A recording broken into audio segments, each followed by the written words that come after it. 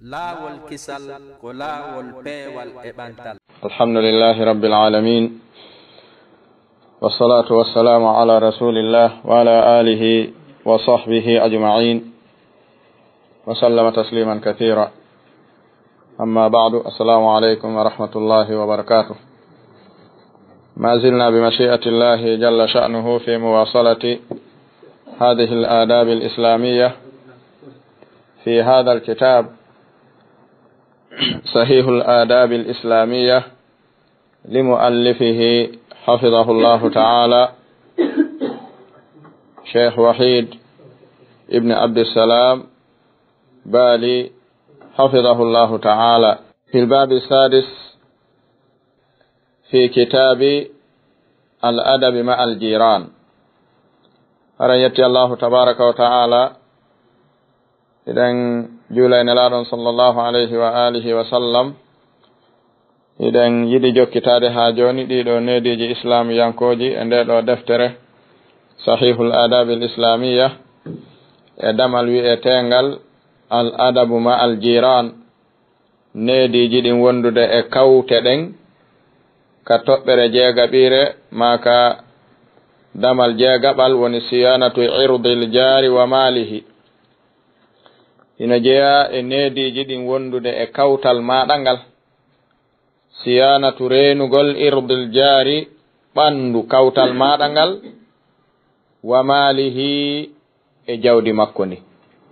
renanamo ɓandu makko ndun hara nyo'alimo, a bonnali hakkunde makko e goɗɗo, a bonnali jawdi makko ndin, no jeeya haqqe makko e dow maɗa an kawtal makko ngal.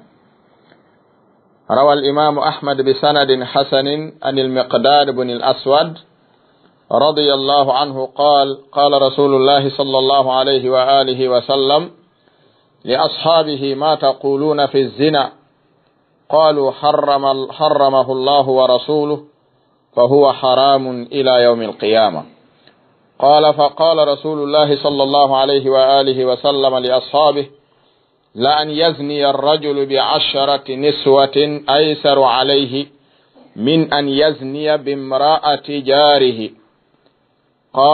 فقال ما تقولون في السرقة؟ قالوا حرمها الله ورسوله فهي حرام. قال لأن يسرق الرجل من 10 أبيات أيسر عليه من أن يسرق من جاره. هذا هو حديث مقداد بن الأسود رضي الله عنه في اللي إمام أحمد يلتني وكمسند مأبه قال رسول الله نلعب الله أماكي صلى الله عليه وآله وسلم بما كان لأصحابه بما وني صحابة بين ما تقولون كهن مردون كويون في الزنا اجينوغل دون موجيكا موجا. قالوا بجابي بوي حرمه الله ورسوله الله نلا دومون حرمني زنا فهو حرام الى يوم القيامه. دون هنا حرمي دغيتata ko ha nyande dargal dari dargal daroto tawa zina no harmi. qala miqdad wi faqala rasulullahi sallallahu alayhi wa alihi wa sallam bema kani kadi li ashabihi wondi be mabbe ben la an yazni ar-rajulu konde gorko jeenata bi 10 niswatin rewbe sappo aysaru buri newade alayhi e dow makko kabakatu min an yazniya e dimande o jeenata bimra'ati jarihi sonnajo goto jeyaɗo e kawtal makko. ko angandi ko ɓiɗɗo kawtal makko ma ko ɓeygu kawtal makko, jeenugol on ɗon hino sowodiri bone muɗum on ɓuri siko janano o waɗi ɗum sappo, ko waɗi haqqul jari on hurma mum hino mawni. qala miqdad wi فقال وي ما تقولون نلادون كدي بماكي كو هندum mardon ko wolon fi sariqa e nguyka. قالوا بجابي بوي حرمها الله ورسوله الله on enelادون harmini nguyka فهي حرام nguyka no harmi. قال نلادون بماكي لان يسرق konde wujjata الرجل gorko on min 10 أبيات immorde cuudi sappo aysaru alayhi ɓuri fanɗude e dow makko bakkatu min an yasriqa e dinde o wujjata suudu woturu min jaarihi e suudu kawtal makko. en andi ɗo boneji ɗin hiɗi ɓurdi. hino wawa si tawi en wi'i jiibe hino harmi, kono si jiibeji ɗin tumbodiri a tawa hiɗi ɓurdi. jiibe mbeewa e jiibe bareeru e jiibe kosewi e jiibe nagge ɗi wanaɗi gootum. si ɗiɗo ɗi tumbodiri ka ñawore huuɓi tunde jiibe fof no harmi ka. kono si ɗi tumbodiri a taway bareeru ndun no harmi atto ndu wonde jiibe, nagge ngen ko jiibe on harmini nge ka. mbabba man no harmi atto jiibude, mbeewa man ko jiibe on harmini. awa si ɗiɗo ɗiɗi tumbondirani neɗɗo, si o acci jiibe nagge ngen tawi ma o ñaama, o ñaami jiibe mbabba man haray o fawiniri bone on fof non no harmi. kono harmugol ngol ɗo no fotata. ko ɗum ɓe faala en jannude. nguyka alaka dagi, kono ka kawtal ɓuri bonde. zina alaka dagi, kono kaka kawtal ɓuri bonde. faamike? saabi an hino jeeya haqqeji ɗin e neediji ɗin ka kawtal ikramul jaril aqrabi fal aqrab. kawte ɗen kono ɓe ɓuri hiɓɓorde suudu neɗɗo on wo, haqqe maɓɓe on ɓuri ɓattorde mo waɗɗade mo. روى البخاري عن عائشة رضي الله عنها قلت يا رسول الله إن لي جارين فإلى أيهما أهدي؟ قال إلى أقربهما منك بابا. هذا حديث داري إمام البخاري بفل كما كصحيح مبه يبدت يوم من عائشة رضي الله عنها بماكي قلت من موي يا رسول الله مني نلاد إن لي جارين مدمر كوتي ديدي فإلى أيهما أهدي si mi nelda ko hombo e maɓɓe mi neldata si tawi heƴataka sende. qala ɓe maki ila aqrabihima ko faade ɓurɗo ɓe ɓattade minki e maɗa wo baban damal, ko ɓurɗoma hiɓɓade e suudu e damal wo ɓurma waɗɗade nde neldata okkora e kawte ɗen. wana ya diw si heƴata ko ɓurɗo hiɓɓade on ɓuri marde geɓal. mafhum? saminan woni ihda'ul labani lil jar, no jeeya haqqeji ɗin neldugol kawtal maɗa ngal kosan. ko waɗi kosan hino jeeya e ñameteji ɓurɗi moƴƴude ɗin alal itlaq. ko ɗum si kañum ala ko wi'eteno ɓuri ɗum. fa fi sahihayni an urwa an aisha radiyallahu anha annaha qalat li urwata ابن أختي إنا كنا لننظر إلى الهلال ثم الهلال 3 أهلة في شهرين وما أوقدت في أبيات رسول الله صلى الله عليه وآله وسلم نار فقلت يا خالة ما كان يعيشكم؟ قالت الأسودان التمر والماء إلا أنه قد كان لرسول الله صلى الله عليه وآله وسلم جيران من الأنصار كانت لهم منائح وكانوا يمنحون رسول الله صلى الله عليه وآله وسلم من ألبانها فيسقينا. هذا حديث عروة ابن زبير. هذا خالة كنين تصوكو وإن تيم من عائشة رضي الله عنها. urwa hino ɗette yumma men aisha wondema annaha yumma men aisha qalat ɓe makani li urwat ibn zubairin ɓe maki ibna ukhti ko an yo ɓiɗɗo bandan an, ko an yo ɓiɗɗo jaaja an. inna menen insi ko woni kunna men laatinoke ka cuuɗi nelaaɗo la nanzuru meɗen darayno men yi'a ilal hilali faade e bagge lewru ndu summa alhilali faade e bagge ɗimmita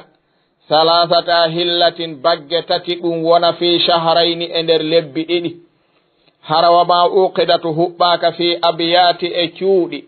rasulillahi nelaɗo allahu ɗin sallallahu alayhi wa alihi wa sallam hara huɓɓaka e cuuɗi maɓɓe ɗin fof naarun yiite wondema ko ɓendi tippina e nder suudu maɓɓe men waɗayno ɗum bagge tati lewru ɗum laato e nder lebbi ɗiɗi. fa qultu wimi ya haala urwatu wi konon yo nenen tosoko ma kana yu'ishukum ko honnu wonno nguure moɗon nen ñande awa. qalat yumma men Aisha ɓe jaabi urwa ɓe maaki al aswadani ko ɓaleji ɗin ɗiɗi men wuruno woni attamru wal ma'u tamaroje loppiɗe ɗen e ndiyam majje on. men ɗettay tamaroje loppiɗe ɗen men hoyna ɗe si a hoyniɗe ka nder ndiyam neeɓi seeɗa wontay joni ji welɗo yareteɗo men waɗa ɗum ɗon ɗa men hendo tamaroje yoruɗe ɗen ma ɗum ɗe hoyna kaɗen men ƴakka tamaroje ɗen ha men gayna men yara non ndiyam ɗan harayno waywa si a waɗi kafe e bireedi ɓay koko ƴakkete e ko yarete tun hawtindirɗa ko ɗum ɗo men wuruno bagge tati e nder lebbi ɗiɗi. fahimna sina tuyimma men Aisha ɓe maaki na ɗum ɗon tun wonno koko defete wimi tippatano ko ka suudu nelaɗo ka cuuɗi maɓɓe illa si wana tun annahu siko woni qad kana laataninoke li rasulillahi nelaɗo allahu on sallallahu alayhi wa alihi wa sallam jiranun kawte min al ansari jeyaɓe ɓe madina ɓen kanat lahum laatanino ɓen wonande nelaɗo mana'ihu woni dokke kon woni mana'ihul arab ɗeɗo dokke ko woni ɗum wa kanu yamnahuna ɓe okkayno rasulallahi nelaɗo allahu on sallallahu alayhi wa alihi wa sallam min albanihim immorde e kosan ma ɗum ɓiraɗan mummunteji maɓɓe ɗin fayasqina nelaɗo on okkora men yara e ɗan ɗon ɓiraɗan. ɗo sen yiltitike hadis on no woodi ko hande wattande hakkil ka hisab salasa ahilla fi shahrayn ko ɗum ɗo yumma men Aisha ko makiranini bagge tati e nder lebbi ɗiɗi no wona bagge tati e nder lebbi tati no wona bagge ɗen ko wiyete alhilal ko bagge lewru ndun kandu daroto ɗon tun ko innira alhilal ko nde tawno sindu feeñi tun jama on ɓantay hito sappondu wiya hinondu ɗum wiyete a hilla ewnagol yimɓe ɓen sappingol ndu inni ndu hilal woni ewne tendu ndu ɗum wiyete alhilal ewne tendu ndu ko noon ɓe ɗaɓɓitirayno ndu joni noon ɓe maaki meɗen heɓayno bagge tati e nder lebbi ɗiɗi ko waɗi nduɗo lewru si darike kandu fuɗɗi ɗon ko hilal wiyete ko wagguru ndu min jokkay ndun ɗon ha ndu maaya lewru hikkundu ɗon ndun si darike kadi wagguru ndu min yi'i min jokkay ɗon kadi ha ndun ɗon maaya hikkay ndu ɗon ndun si darike tun ko gila ɗon min heɓayno ko min ñaama min woni daranɗe tati bagge tati kono tammuru ndun lewru ndun timmoyano ko ɗum si wana lebbi tati min wonayno min ñaamali ko bagge tati e nder lebbi ɗiɗi. fahimna awu ma fahimna famike bagge ɗen ko daragol ngol si ndu darike tun en heɓi hilal go'o si ndu maayi nduya daritike en heɓi hilal ɗiɗi fi shahrayn si nduya dartoyke tun en heɓi salasu ahilla bagge tati si en heɓi ñiiri bimbi ñande ndu dari haray en heɓi bagge tati e nder lebbi ɗiɗi si ñaamuɗen ñiiri kono wana lebbi tati wonɗen en ñaamali ñiiri ko bagge tati e nder lebbi ɗiɗi fahimna summa ko wiyete almanahi'u indal arab ko woni ɗum hiɓe marno moƴƴere heerinde woni si tawi onon suudu mon ndun ko nafete ɗuuɗa ton ko ñaamete hiɓe waɗayno si ɓe jogii gelooɗi ɓirotooɗi ma na'i ɓirotooɗi ma be'i ɓirotooɗi ma baali ɓirotooɗi hiɓe addayno ɗum kama ammo ɓe andi ala ko ñaama on ɓenna mi luɓima mbaɗo ngelooba ɓirumba ha ñande mba acci heɓude ko ɓirete jonnitami mi natta mi addane womba kadi mi okkalima ngeloba mban kono mi okkima ko mba yarirte ko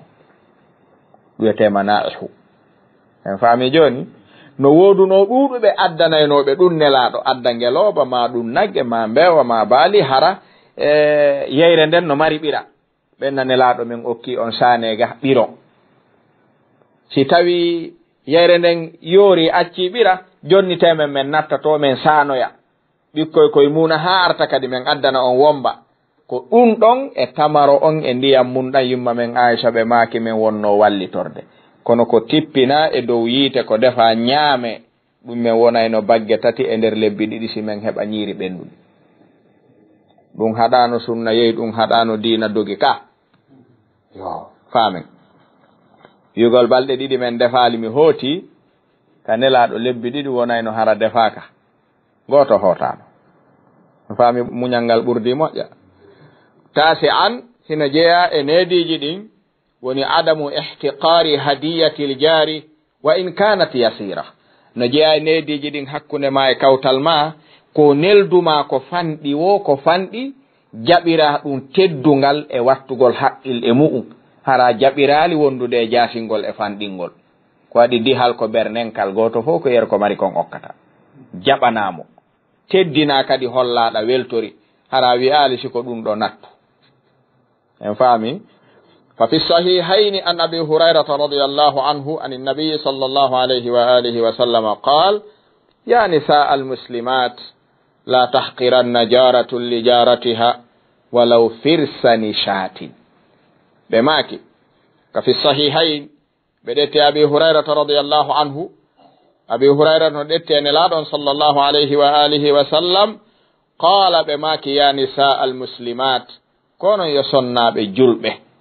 la tahqiranna wata fanɗin wata jaasin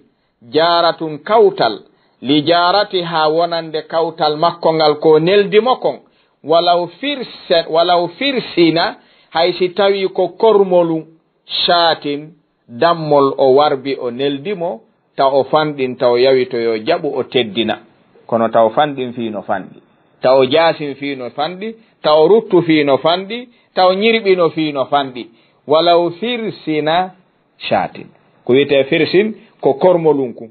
o yi tapoye ɗiɗo e feeru koye leega koye daroto kun ka hoore leydi kun yaha mbewa mbamma baalingi kun ɗon hara ko kun ɗon o taƴi e nder ko o defi kon o waɗanma e nder ndiyan o jonnuma jaɓu teddina du'oɗa ñaama gasi ta fanɗin ko fanɗi wo yo fanɗu e ko waɗi kon kono wata fanɗu kama an jonnaɗo on no jeeya haqqeji ɗi si aynama haɓatake ashiran sappa ɓunɗum e neediji ɗin woni allah yamna aljaru jarahu min istikdami ha'itihi in ihtajahu no jeeya neediji ɗin e haqqeji ɗin nde kawtal haɗata kawtal mu'um si kawtal mum heɓi haaju gollitirgol ko yowodiri e tufugol maadi makko ndin fi haaju mu'um wano joni ɓawoɗo ɗe gandi ko cuuɗi leɗɗe cuuɗi huɗo darnirteno joni ɗo mi darni ha heddi ke ñappugol haray leɗɗe ñappodi suudu andu si ñappay hara si aali ko mami tufa maadi mandi kono komi tufata kon yultoytaka nder suudu ma ton fiyo mi wawu ñappude hara ndiyan ɗan ƴarata jokka ko ñappa ko naataka nder suudu wata oya wi a tuffata maadi andin ɗon yo wi wata yultinoy tu so wiɗon o tufata kon to huɗo kon fawoto ko saaƴi wo wanano jokkude maadi nin tawa o yaka nder suudu fi o ñappi haɗi ka makko si'a taw haɗumo ɗum ma ɗum o haray miɗo faalayon accumi fempa leggal ka maadi mon ɗo mi haɓɓa ɗon ɓoggol lilirgol mi haɓɓoya ka leggal to mukko maadi andin tufatake so haɓɓiri telen to tun ga heɓali ka haɓɓire honto lilata ko ɗiɗo woni kawtal hana haɗude kawtal kala ko tawata himo mari nafoore e muɗum an a ala lorra e muɗum e maadi ma ndin newnan mo wala mafhum no yaaji no moƴƴa kala ko tawata kanko kawtal ngal himo mari nafoore ɗo tawile an a ala lorra e nden nafoore makko ɗon harayna ya haɗumo ɗum en faami ko ɗum ɗo woni ɓe mana damal ngal fa fi sahihayn an abi hurairata radiyallahu anhu anna rasulallahi sallallahu alayhi wa alihi wa sallama qal la yamna jarun jarahu an yaghriza khashabahu fi jidarihi ثم يقول أبو هريرة ما لي أراكم عنها معرضين والله لا أرمين بها بين أكتافكم هاي أو حديث ما أبي هريرة فيلي نياندو فيلي أو هاري جماعة واتي هادي نديردو kono ɓurɓe ɗuɗude maɓɓe zahirul hadis on hollay hari hadis on yottake maɓɓe zahirul hadis riwaya on en faami abu hurayra tawi wondema nelaɗon sallllahu alayhi wa alihi wa sallama qala ɓe maaki la yamna wata haɗu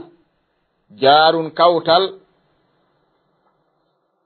taw haɗu jarun kawtal jarahu kawtal muɗum taw haɗumo dey an yagrisa nde o fempata khashabahu leggal makko ngal o faala fempude fi jidarihi kamadi kawtal makko ta kawtal ngal haɗumo ɗum ko waɗi kawtal ngal no mari nafoore fempugol ngal leggal fempugol ngal leggal bonnanta mo maadi mum fempete muɗum o taw haɗumo summa refti yaqulu abu hurayra taw wi'a ɓaawo ɗum maali ko honnum heɓinmi arakum miɗo yi'a on an ha ga e ngal ɗo gollal ndeɗo yamirore nelaɗo ko ɓe haɗi ɗo wata haɗe an onon an ha ga e mum mu'ridina ko on ɗurniɓe goto fo e mon hino darani maadi mum tufatake a tufata maadi andin a tufata maadi andin ɗum hari ɗuuɗi hakkunde yimɓe ɓen abu hurayra fillaniɓe oɗo hadis o wi'i wallahi mi wondiri allahu on la armiyanna biha ko mami bugo oɗo sunna bayna aktafikum hakkunde balbe moɗon ha ɗum wona hujja e dow moɗon ñande dargal son haɗi julɓe ɓen hara hiɗon andi koko haɗatake haɗuɗo mami wowlanaw ɗum en faami joni holli hari ɓe anda hari ɓe haɗude o wi acce ɓenni fi honnum abu hurayra acce o bonna maadi amen ndi fi honnum men accanta o tufa maadi amen ndi fi honnum men accanta o bonna maadi amen ndi en andi zahirul hadis no sappo hari ɓe anda ɗum o wi minani nelaɗon hino maka en yi joni ko ɗo o woni ɓe andinde hukmu on wata kawtal haɗu kawtal muɗum nde o tufata maadi makko ndin o fempaɗo lebgal fi haaju makko abu hurayra wi'i noon ko honnum heɓinmi kaawe mo on onon miɗo renti on jaɓali gollitirde oɗo sunna on ɗurnike o ko waɗi on ala accude faalaɗo fempude fempa leggal muɗum tayle fempugol leggal ngal bonnanta on o wi noon o sunna nelaɗo mo mi andi ɗo mi ɗettay o mi bugo e dow daaɗe moɗon wonta hujja e dow moɗon son accali ɓe fempi jomi men nangitira on hara ɗon andi jaka hari ɓe anda fahimnal an on sayi o yottinani ɓe ko ɗum waɗi si eggi yehi ha ari tawi en hande alhaadi achar no jeeya haqqeji kawtal wonande kawtal mu'um e neediji ɗin hakkunde maɓɓe an tuhibba li jarika ma tuhibbu li nafsik ene yi'anta kawtal maɗa ngal ɗum ko yiɗanɗa hoore maɗa ɗum ɗo no jeeya haqqe kawtal ɗum ɗo ko haqqe julɗo umuman ko jeeya ɗum e haqqe kawtal khususan en faami روى مسلم في صحيحه أن أنس بن مالك رضي الله عنه عن النبي صلى الله عليه وآله وسلم قال لا يؤمن أحدكم حتى يحب لأخيه أو قال لجاره ما يحب لنفسه رندو ويئتي شك من الراوي فالشك من الراوي لا يضر صحة الحديث en faami filli ɗon wi'i ko nanuno nelaɗon hino maka ɓe maki la yu'minu gonɗinta ahadukum hay goto e moɗon gonɗinal ngal timma ɗo ko nafiyul kamal la nafiyul wujud jogoɗen ɗum moƴƴa faamen farqun kabir bayna al imanul mutlaqu wa mutlaqul imani oɗo nafi ɗo ko al imanul mutlaq woni ko dirnaɗo ala amma mutlaqul imani woni aslul imani on ɗum ɗo haɗata ɗum tabita faamugol sifa ɗe ɗo hadisi je faamu ɓoyliɗo rondi khawarij e heferɗinirgol julɓe ɓen bil kaba'ir ko waɗi sa faami zahiril hadith wondema la yuminu ahadukum haray man khalafa hadha fa huwa kafir lianna diddu l imani l kufre tawi noon ɗo ko dirna wana aslu al wujudu on ko wujudul kamal bimana la yuminu ahadukum kamilan hada taqdirun mahduf hay goto e moɗon gonɗinta gonɗinal ngal timma hatta yuhibba li akhihi ha o yiɗana siɗɗo makko on aw qala ma riwaya go wi nelaɗon ko ɓe makuno o yiɗana li jarihi kawtal makko ngal ma yuhibbu